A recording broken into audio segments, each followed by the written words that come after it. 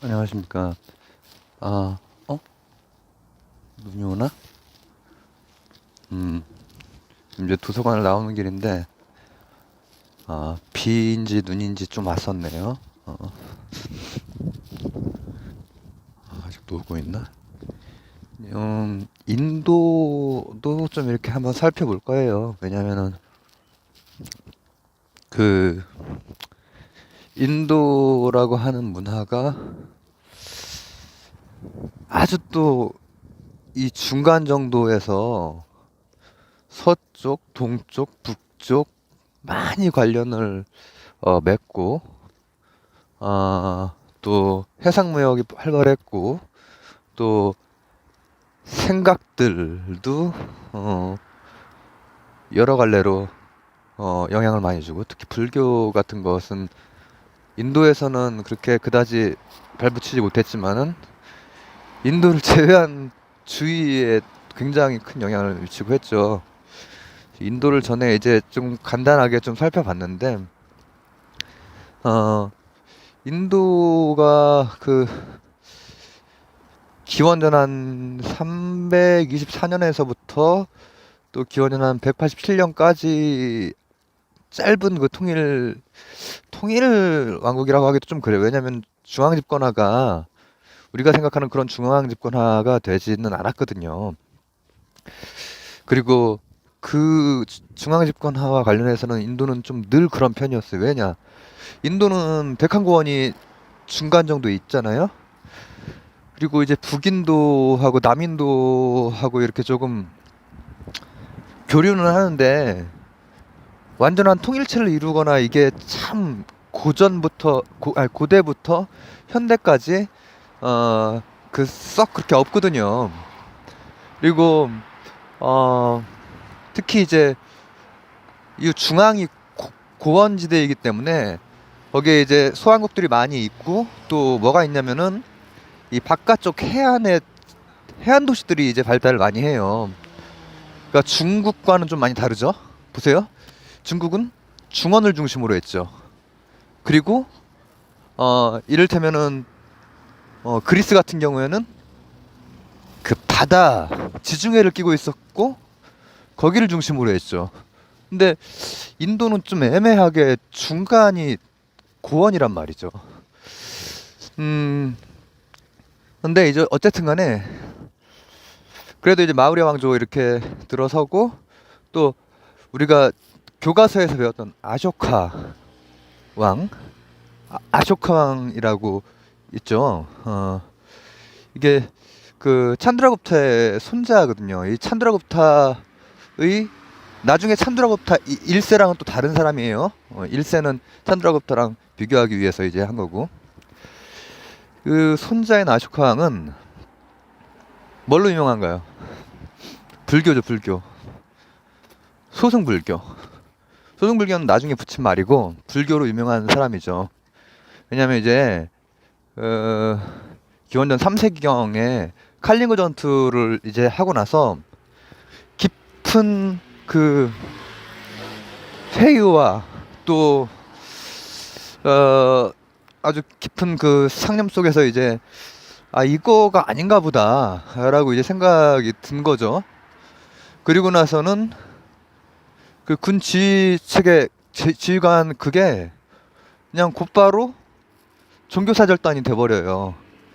그리고 불탑 세우고 그리고 이제 그 불교 그 순례자들을 위한 숙박 시설이라든지 또 다양한 복지 정책이라든지 이런 걸 펴거든요. 음, 그런데 제가 이제 여기에서 주목하고 싶은 것은 이분이 그렇게 불교에 그렇게 귀의를 했고 어 아주 정치도 그에 맞게 그러니까는 이 아쇼카 왕이 예전에 그 석가모니가 탄생을 했을 때 예언자가 그랬거든요. 이 아이는 성왕이 되거나 아니면 부처가 될 것이다 이렇게 얘기를 했어요. 아쇼카 왕이 성왕에 해당되는 그런 왕인 거죠.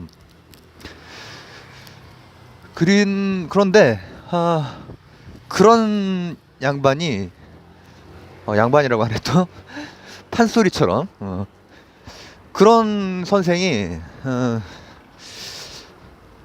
다른 종교에 대해서 관용을 베풀어요. 이게 지금 참 놀라운 거거든요. 그런 정도가 되면은 관용을 베풀기가 되게 어려울 텐데 관용을 베풀어요. 그런 특징이 있었고, 근데 이제 인도는 그런 몇몇 걸출한 그 왕들이 있을 때를 빼고는 많이 분열이 되거든요. 아까 말씀드렸던 그런 영향 때문에. 그리고 이제 4세기 정도가 돼야 이제 굽타 그 왕조가 들어서는데, 그 한 500년 동안이 이제 분열기이란 말이죠. 근데 그 중간에도 이제 일들이 좀 있죠. 그거를 저는 그래서 그 예전에 세계사 배울 때 교과서에서 여기 뭐 이게 뚜렷하지가 않은 거예요. 다른 나라에 비해서 뭐가 복잡하고. 근데 복잡할 수밖에 없는 게 그 지형도 그렇지만 거기를 둘러싼 세력들도 정말 국제적이거든요. 약간 그리스계의 박트리아, 그리고 파르티아 이런 게 있었죠. 중국 기록으로 대월이라든지 안식국 이렇게 나오는 데가 바로 그쪽이란 말이죠. 거기가 이제 중국 역사랑 이제 중국 역사를 제가 그래도 좀 설명을 해놨기 때문에 결부가 됩니다. 한무제 때 원래 그 한 고조 때만 해도 흉노한테 무릎을 꿇었단 말이죠. 실질적으로는 솔직히 말씀드리면 무릎 꿇고. 근데 한무제 때는 이제 흉노를 쫓아버리는 거예요. 그러다가 연세가 되는 거예요. 월씨 그리고 사카족, 옆쪽으로 왼쪽으로 막 다 영향을 받는 거예요. 연쇄적으로. 사카족이라고 하면 이란 계통이거든요. 그리고 박트리아까지 이제 영향을 받아요. 그때 이제 그 강성해지는 게 사카족과 파르티아가 이제 좀 강성해져요. 그쪽에서. 그리고 원래 그 대월 있었던 그곳에는 쿠샨 왕조가 이제 또 강성해지기 시작을 해요. 근데 이거 모자를 써야겠네. 눈이 이제 빈지가 떨어집니다. 근데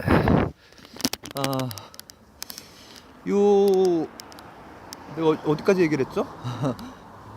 그러한 그 중간에 한 1세기 정도가 됐을 때 잠깐만, 소리가 들어가려면 이거 세팅을 좀 다시 해야겠네요. 이게 떨어진지도 모르고 한참 얘기를 했었네. 예, 세팅을 좀 다시 좀 했습니다. 예, 힐링조아님한테 배운 거를 잘 써먹고 있습니다. 1세기 정도에 이제 어떻게 양분이 되냐면은 서쪽에 이란, 그리고 아프간 쪽 요쪽에 파르티아, 그리고 북쪽에는 이제 쿠샨 왕조, 이렇게 좀 양분이 돼요.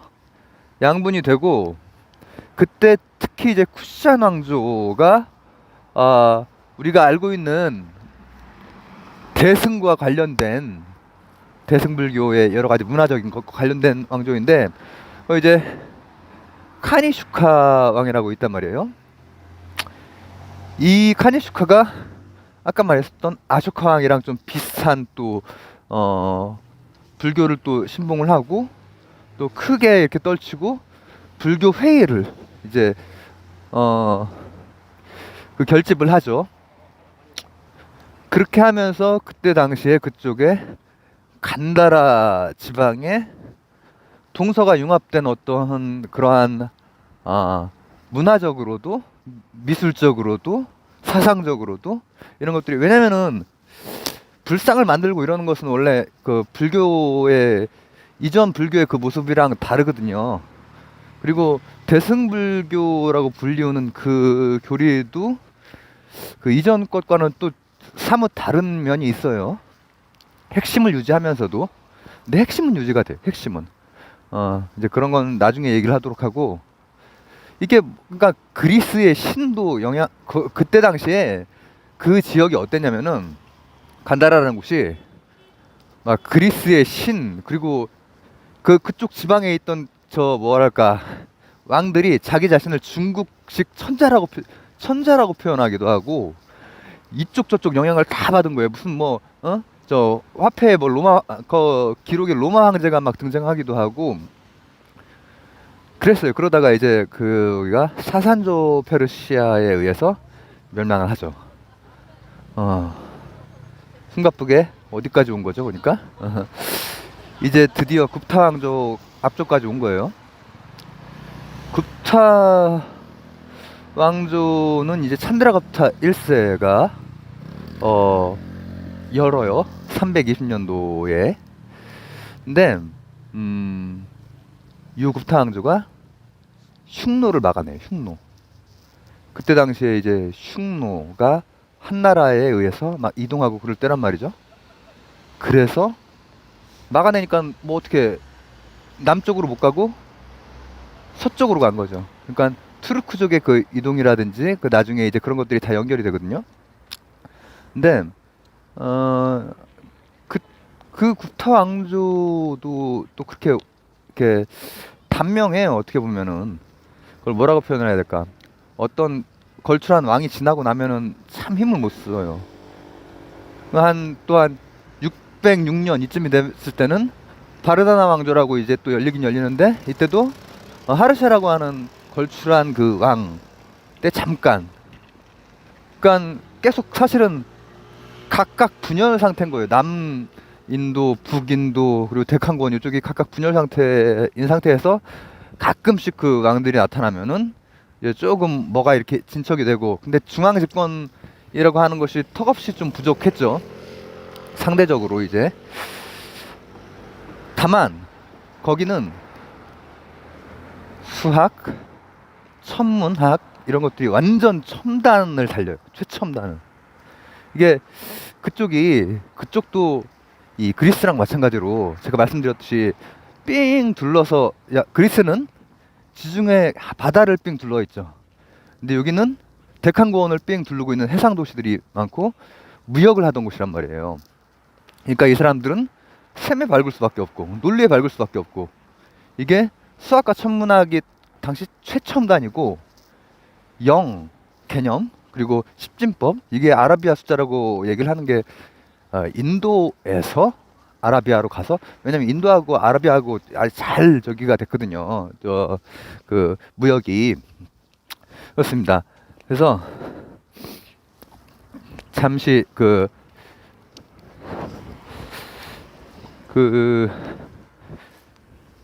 뭔 얘기를 해야 되는데, 그리고 뭐 하나, 그때 당시에 하도 이제 그 인도는 계속 이민족들 계속 왔다 갔다 하는데, 문화적으로 산스크리트어로 쓰인 문학들 있죠.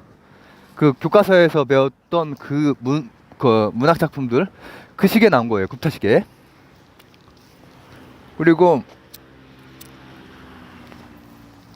이거 물려보셔야겠다. 답답하다. 그때 당시에 날란다 서원이라고, 그 서원이 국립대학 비슷해요.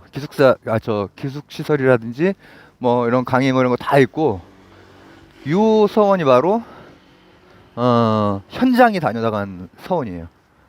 현장이 그 유학을 갔잖아요. 사우정이랑 또 손오공이랑 데리고. 거기가 그때의 날란다 서원이란 말이에요.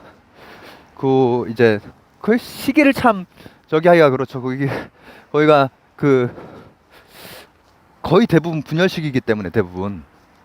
근데 그때 해초도 그 즈음에 그 인도 길 가서 날란다 서원에 들렀던 그 우리나라 학생들 그 리스트를 확인했다고 해요. 그때. 그러니까 날란다 서원이라는 곳이 아주 국제적인 대승불교의 사원이었죠. 제가 서원이라고 했네요. 우리나라 서원이 아니라 사원, 승원 비슷한 거죠. 이제 그렇게 하다가 어쨌든 여기는 역사가 계속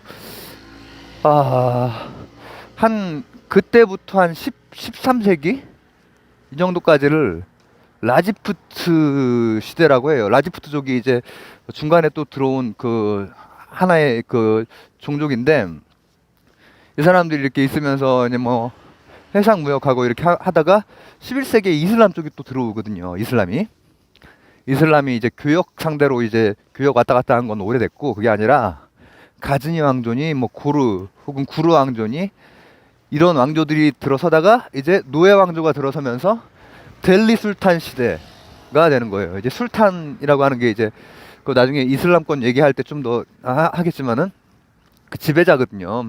이슬람권에.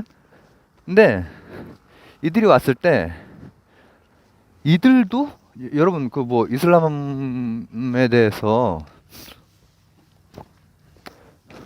제가 언제 밤에 얘기하면서 비타협적인 거에 대해서 불관용을 관용할 수는 없다 이렇게 말씀을 드렸는데 예전 이슬람 초기 이슬람이 그랬던 게 아니거든요. 그때는 지지야라고 하는 그 세금 빼놓고는 전혀 이거 되게 관용적이었어요. 되게 관용적이었고 그래서 뭐 개종을 안 시켰어요. 그때는 개종을 뭐 일부러 굳이 시키지 않고 시킬 수도 없었고 힌두교가 너무 강하기 때문에 그리고 거기는 어떻게 통일적으로 다스리기가 되게 어려운 지형적 구조란 말이에요. 그런 요인들이 있었고 거기 좀 추가적으로 좀 격가지로 말씀드리고 싶은 것은 향료라는 것이 아라비아 상인들이 그렇게 향료를 서쪽 인도 어딘가 동쪽 어딘가에서 가지고 와서 서쪽에서 엄청난 몇십 배를 이렇게 팔았거든요. 근데 그게 남인도 쪽에서 그렇게 향료가 지배가 됐다고 해요. 향료 말씀 좀 제가 드렸었죠. 그 고기 먹으려면은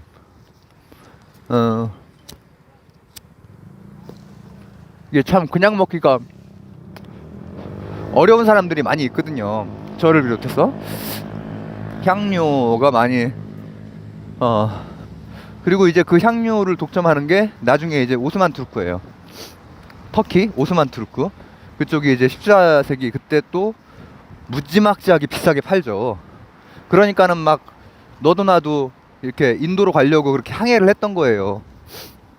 그 차액이 어마어마했기 때문에. 어쨌든 뭐 그렇게 가다가 이제 조금 주목할 만한 또 그 뭐랄까 제국이 자칭 티무르 몽골의 티무르의 그 자손이라고 하는 오대손이라고 하는 바브르가 무굴 왕국 무굴이라는 게 몽골 말하는 거거든요. 을 세워요.